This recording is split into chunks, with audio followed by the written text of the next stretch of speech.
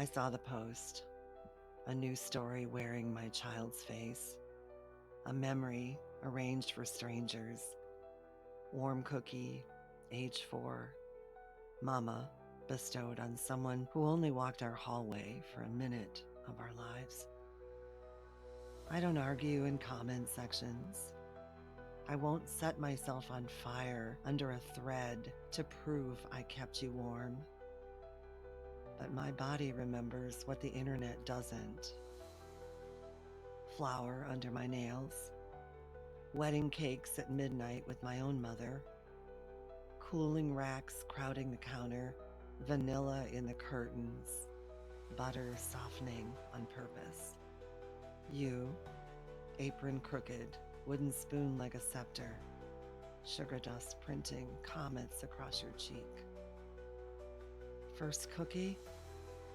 Baby girl, you cut teeth on cinnamon. You learned patience by watching dough rise. There's a kind of grief that turns truth into fog. After your brother died, the river of time split. On one bank, the life we had.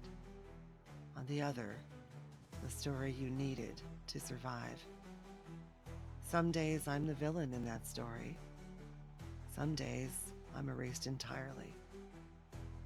I'm so tired. Tired in the teeth. Tired in the marrow. Tired of being blocked and still somehow blamed. Tired of carrying the silence like a wet quilt. Tired of watching algorithms cradle a narrative that never had to get up at 2 a.m. with a feverish child. I won't compete for the word mama. I know where it rooted first. It learned to speak in the small hours, in waiting rooms, in permission slips, and pay by the hour faith. It learned to speak over mixing bowls, in birthday candles and scraped knees, and the way I counted your breaths when the house finally fell quiet. If pretending I was never there helps you breathe today, I won't chase you into the lie. But hear me. An erasure is not a truth. The absence you write is not the absence I lived. I loved you out loud.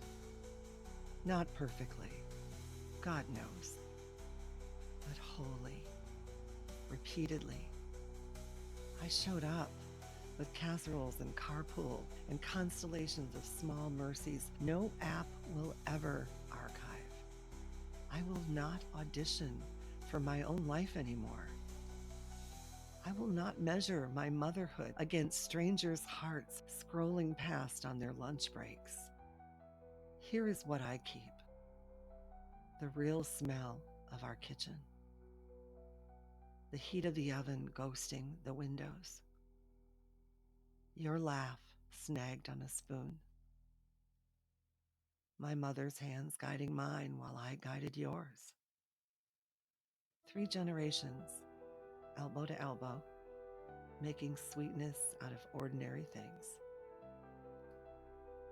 Here is what I release: the need to correct every public untruth, the courtroom in my head, the fantasy that a perfectly worded paragraph will undo decades of ache. If you ever tire of the paper raft of revision, if you ever want to stand where the ground is honest, you know where my door is. It's a hinge that hasn't rusted. Until then, I will live. I will set down the heavy coat of explaining. I will light a candle for your brother and say his name like a blessing, not a battle. I will bake a tray of cookies, because that's what the women in our family do when the world is cruel. We make something warm and pass it forward.